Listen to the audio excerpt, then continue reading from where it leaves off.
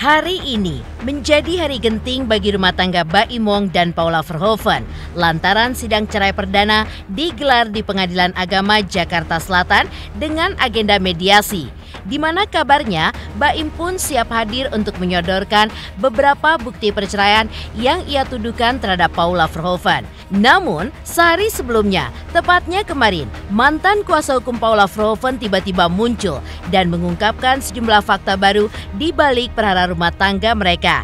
Fakta baru tersebut diantaranya adalah soal Baim yang rupanya sudah menjatuhkan talak cerai terhadap Paula 6 bulan yang lalu. Paula yang masih berharap rumah tangganya dengan Baim masih bisa diselamatkan justru dikejutkan oleh langkah Baim yang melayangkan gugatan cerai ke Pengadilan Agama Jakarta Selatan dan terdaftar pada tanggal 8 Oktober 2024. Lantas, fakta-fakta apa saja yang diungkap oleh mantan kuasa hukum Paula kemarin? Lalu, bukti-bukti apa saja yang diungkapkan oleh Baim di Pengadilan Agama? Seperti apa pula Hotman Paris Hutapea dan psikolog menanggapi tudingan perceraian Baim Wong dan sikap diam Paula Verhoeven? Pemirsa, bersama Intens Investigasi, kami hadirkan kabar terkini, terpercaya, dan teraktual. Tetapi sebelumnya, jangan lupa untuk like, subscribe, dan juga share channel YouTube ini.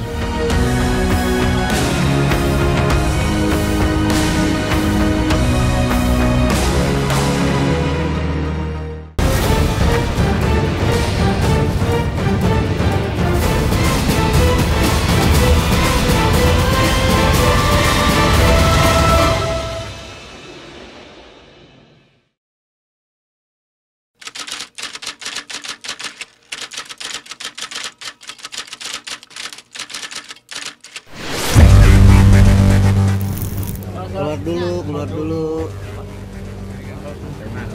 Iya, nggak apa-apa, gimana? Di dalam aja, di dalam. Jangan di luar aja. Udah sini ya. Udah panas. Sini ya. Panas. Tadi pagi banget.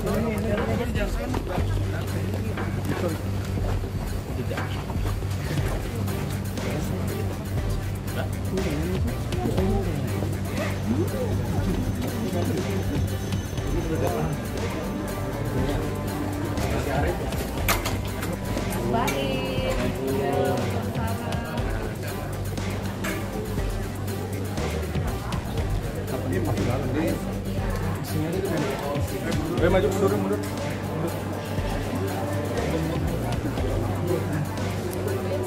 Awas kena aja.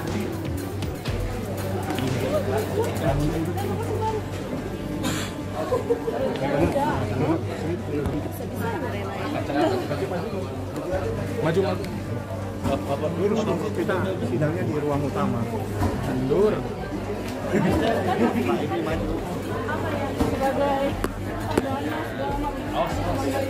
Awas. Mau pakai lampu nggak? Belakang ya. Kita doanya aja. Amin. Kita udah siap jalan semuanya ya Mas Baim. Kita nunggu di ruang utama. Kaca. Ada ketemu Kak Paula lagi biar sih Kak Baim mungkin sejauhnya.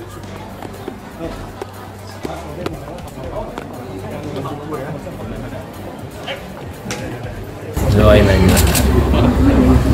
Iya. Hari ini, sidang cerai perdana Baim Wong dan Paula Verhoeven digelar di Pengadilan Agama Jakarta Selatan dengan agenda perdamaian melalui tahap mediasi. Menghadapi langkah Baim Wong yang kabarnya membongkar bukti-bukti dugaan perselingkuhan Paula di persidangan pada hari ini. Kemarin, mantan kuasa hukum Paula yaitu Anna Sofa Yuki justru mengungkapkan beberapa fakta baru yang cukup mengejutkan. Di antaranya adalah rencana perceraian Paula dan Baim yang sudah berlangsung sejak lama, bahwa Paula sudah mendatangi advokat Anna Sofa Yuking pada bulan April 2024 untuk berkonsultasi terkait rencana perceraiannya dengan Baim.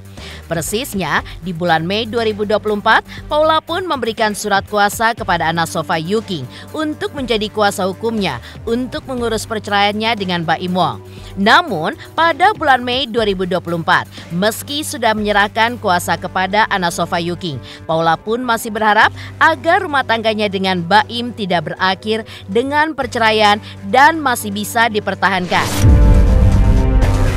Betul, Paula merupakan klien kami ya yang sudah datang ke kantor kami itu per April ya. Jadi per April Paula itu datang ke kantor ya, kantor sini konsultasi terkait dengan rencana perceraian ya, rencana perceraian antara Paula dan Baim sebagai suami. Proses konsultasi itu sudah berjalan, lalu kemudian di bulan Mei ya, Paula kemudian memberikan kuasa kepada kami untuk membantu menyelesaikan persoalan rumah tangga mereka antara Paula dan Baim yang memang pada waktu itu sudah sampai tahap siap-siap untuk bercerai. Tapi Paula berharap waktu itu memang supaya ini tidak terjadi, masih bisa diperbaiki hubungannya gitu. Saya sebenarnya nggak nyangka ya, maksudnya ada di momen ini. Saya itu sebenarnya menghindari. Maaf juga buat wartawan semuanya, saya kan nggak pernah menjawab.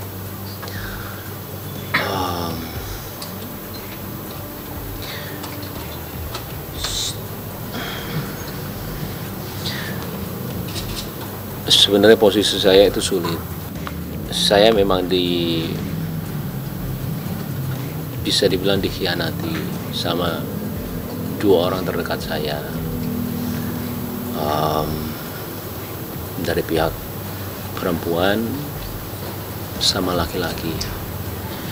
Yang laki-lakinya itu adalah teman baik saya sendiri.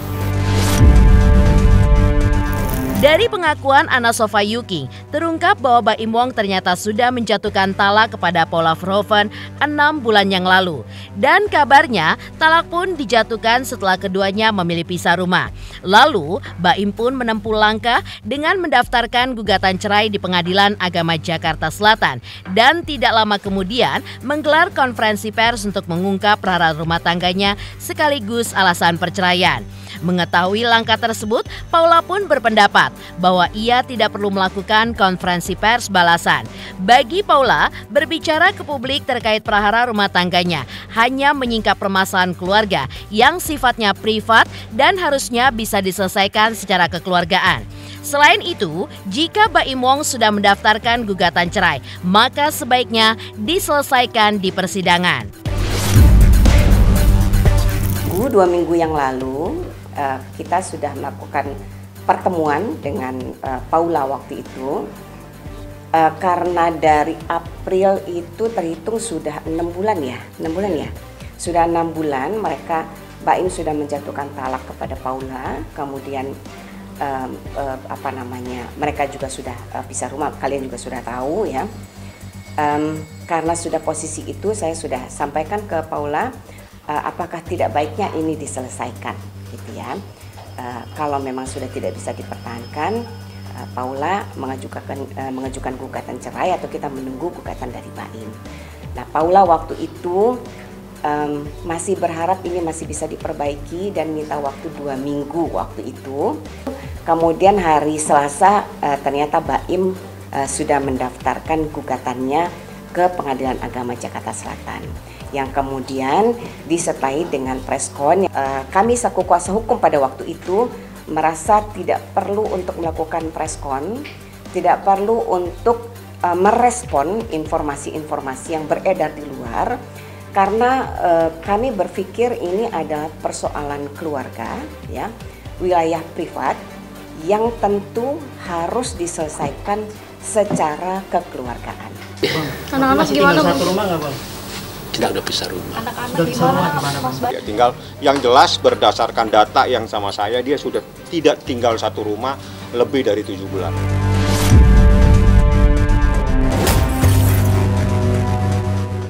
Sementara itu, hal lain yang diungkap oleh Anna Sofayuking. Ketika itu, Paula pun berkomunikasi dengan kuasa hukumnya dan mengatakan bahwa dirinya tidak perlu menanggapi berbagai tudingan miring yang datang dari Baim Wong tentang dirinya dengan alasan menjaga nama baik dua keluarga besar serta jejak digital yang di kemudian hari dapat mempengaruhi masa depan kedua anaknya. Namun, berjalannya waktu, secara mengejutkan, Paula pun tiba-tiba saja mencabut kuasanya kepada Anna Sofayuking sebagai kuasa hukumnya. Dan sebagai sahabat, Anna Sofayuking pun juga menyarankan jika memang rumah tangga mereka tidak bisa lagi dipertahankan, maka perceraian adalah keputusan terbaik. Namun dengan catatan harus pisah secara baik-baik.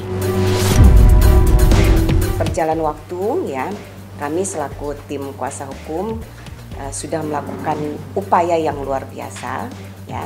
Melakukan proses komunikasi juga dengan pihak Baim melalui salah satu tim lawyernya. Kita sudah sampaikan ya bahwa kalaupun memang perkawinan ini sudah tidak bisa dipertahankan, baiknya dilakukan suatu proses perceraian yang baik-baik saja ya, mengingat memang mereka punya keluarga besar masing-masing. Pihak Baim punya keluarga besar, pihak Paula juga memiliki keluarga besar, dan yang pasti mereka memiliki buah hati ya, 2 orang anak yang masih di bawah umur. Hari Jumat setelah hari Selasa Baim melakukan gugatan ya, kita sudah melakukan bedah kasus dengan Paula ya hari Jumat. Lalu kemudian kita sepakat untuk melanjutkan bedah kasus lagi di hari Senin untuk persiapan sidang besok, sidang mediasi. Nah, Senin Paula tidak hadir, ya. Kemudian Selasa juga Paula tidak hadir, katanya tidak enak badan. Paula sudah mengirimkan surat pencabutan kuasanya kepada kami, kantor Yuking & Co. Attorneys at Law. Jadi terhitung sejak Paula menyampaikan pencabutan surat kuasa, tentu Paula mungkin sudah menunjuk advokat yang lain. Saya juga tidak mau suzon, cuman dari rantai semua itu, karena ini sudah 1 tahun ketidakjujuran itu ada. Saya sendiri juga kadang-kadang suka nggak percaya, jangankan kalian, saya aja nggak percaya apa yang terjadi sama saya. Karena saya selama ini cuman menahan semuanya selama 1 tahun. Saya karena anak saya.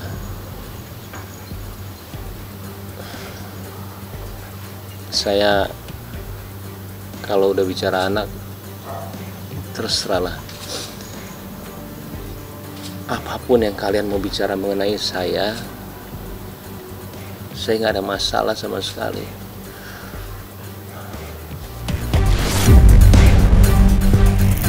Mengejutkan, ungkapan mantan kuasa hukum Paula Verhoeven terkait perkara rumah tangga Paula dan Baim Wong. Lantas, seperti apa kuasa hukum Baim Wong ketika menanggapi pernyataan Anna Sofayuking?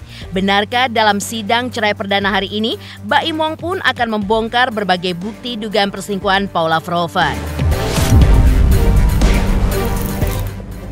Anda sudah mendengar sendiri pada saat dia menjelaskan. Saya pikir itu adalah bagian dari keputusan yang diambil. Saya ingatkan kembali, memerlukan waktu 1 tahun, memerlukan waktu 7 bulan.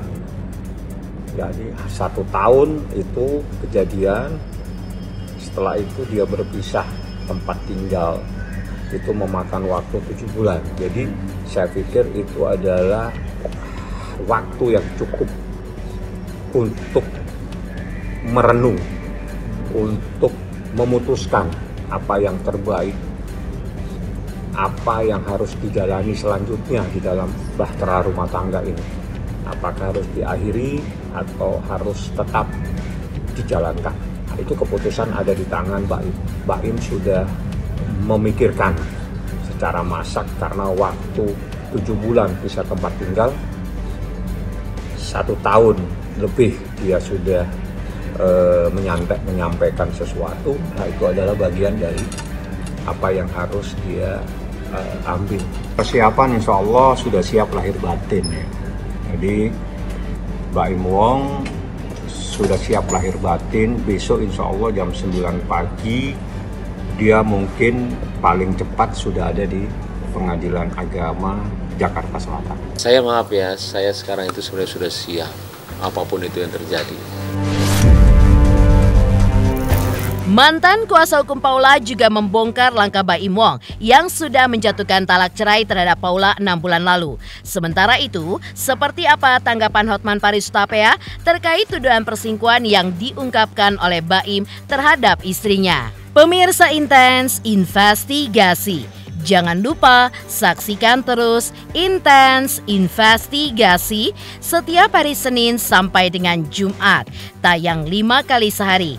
Dan Sabtu tayang 3 kali sehari, yaitu pada pukul 11 siang, 12 siang, 3 sore, 5 sore, dan 6 sore.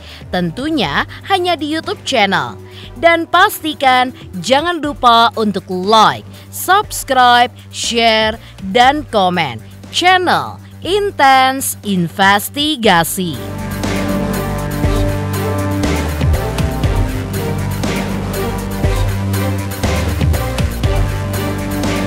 Selamat untuk Intens Investigasi karena sudah mencapai 3 juta subscribers di YouTube. Sukses selalu and all the best.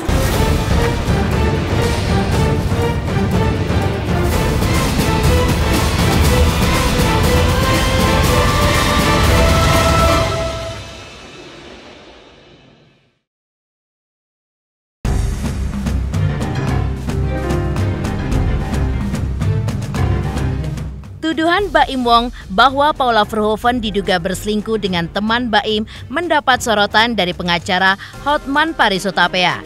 Hotman Paris menilai gugatan cerai Baim Wong sangatlah lemah jika perselingkuhan dijadikan sebagai dasar gugatannya. Pasalnya, menurut Hotman Paris, tudingan tersebut akan sulit dalam proses pembuktian di persidangan nantinya yang digelar perdana pada hari ini dengan agenda mediasi. Lantas benarkah Paula Verhoeven bisa menempuh langkah dengan membuat laporan polisi atas Baim dengan tuduhan telah melakukan tindakan pidana jika tudingan Baim tersebut tidak bisa dibuktikan? Kalau untuk cerai, alasan perselingkuhan itu nggak cukup kalau tidak ada, kalau hanya sekedar diduga pergi jalan bersama, diduga pergi nonton bersama, itu tidak bisa alasan perselingkuhan. Perselingkuhan itu harus terbukti ada nginap, melakukan hubungan intim. Itu baru namanya perselingkuhan, perzinahan dalam arti hukum. Kalau cuma percakapan juga belum cukup. Ya, kalau percakapan, aku ini bisa merayu cewek bisa 100 orang sehari. Halo, I miss you, ketemu yuk, apa itu perselingkuhan? Enggak kan? Ini kita bicara hukum loh, ya. Harusnya kalau pintar si suami, harusnya itu dipakai sebagai alasan pertengkaran terus-menerus, ya kan? Akibat pertengkaran terus-menerus kan di undang-undang itu kan alasan perceraian kan pertengkaran terus-menerus, itu dipakai sebagai alasan. Kalau hanya mengatakan ada perselingkuhan, berat pembuktiannya. Saya udah bilang perselingkuhan itu susah pembuktiannya. Kalau hanya dugaan, hakim hanya bisa mengabulkan perceraian satu kalau pertengkaran terus-menerus, ya. Kedua, tidak memberikan nafkah material dan immaterial. Ketiga, itu tadi kalau ada perzinahan. Ketiga, kalau melakukan tindak pidana. Kalau perselingkuhan karena dianggap ada hubungan khusus, dari segi hukum itu belum ada bukti bahwa itu selingkuh. Bukti percakapan sehari-hari, pengertian di luar pengadilan sama di pengadilan beda. Jadi, ya makanya, jadi kalau sekali lagi mengenai kasusnya saya nggak ngerti. Tapi untuk membuktikan perselingkuhan nggak bisa hanya sekedar karena melihat berdua nonton, melihat berdua lagi makan, nggak bisa. Itu nggak cukup. Kalau memang tidak terbukti bisa gugat balik pencemaran nama baik. Ya.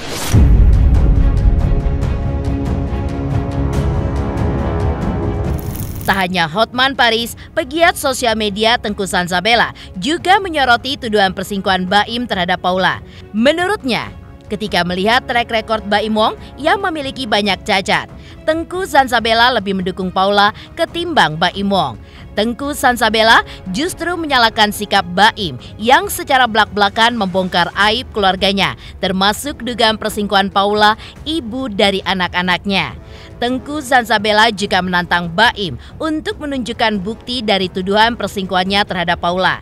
Hal itu pun menurutnya lebih gentleman daripada aksi Baim yang berkoar-koar tanpa memperlihatkan bukti apapun yang jatuhnya justru penggiringan opini publik. Pertama, dia adalah wanita, dia seorang ibu, lalu saya terpanggil aja karena kenapa di sebuah perceraian malah laki-lakinya yang lebih koar-koar menjelekkan wanitanya, begitu Mas. Sedangkan yang saya ketahui Paula itu baik. Kalau ngebela mati-matian enggak ya Mas ya, tapi saya adalah orang yang harus mensupport perempuan dulu. Karena sampai dengan detik ini Paula pun belum ada statement apapun, apalagi menjelek-jelekan Baim. Sedangkan Baim itu udah berstatement dan dia seolah-olah menjelek-jelekan atau membongkar aib istrinya sendiri. Kalaupun perselingkuhan itu benar, ya silahkan dibuktikan dengan Baim, jangan cuman statement-statement saja. Karena setahu saya Baim pun tidak baik-baik banget gitu loh. Emosi karena menurut saya Baim itu jadi kayak yang wanitanya gitu, ngebongkar aib. Jarang loh laki-laki itu ngebongkar aib istrinya, apalagi mereka punya anak, kan malu gitu loh. Kalau dia memang laki-laki yang bijaksana, seharusnya dia nggak ngebongkar aibnya Paula. Kalaupun memang terjadi perselingkuhan, kalau memang dia sudah berani menjelek-jelekkan ibu dari anak-anaknya, seharusnya dengan bukti dong. Gak bisa ngomong doang dong, kayak menggiring opini gitu. Apalagi nih Paula kalem-kalem aja, tiba-tiba Baim dengan teman-temannya yang barbar nyerang Paula. Nah disitulah kemudian saya terpanggil untuk ngepro Paulanya sendiri sebagai seorang wanita gitu. Demikian pemirsa, kabar terkini, terpercaya, dan teraktual yang kami hadirkan hari ini. Saksikan terus Intens Investigasi setiap hari Senin sampai dengan Jumat, tayang 5 kali sehari dan Sabtu tayang 3 kali sehari, yaitu pada pukul 11 siang, 12 siang, 3 sore, dan 6 sore. Tentunya hanya di YouTube channel. Dan pastikan jangan lupa untuk like, subscribe, share, dan komen channel Intens Investigasi.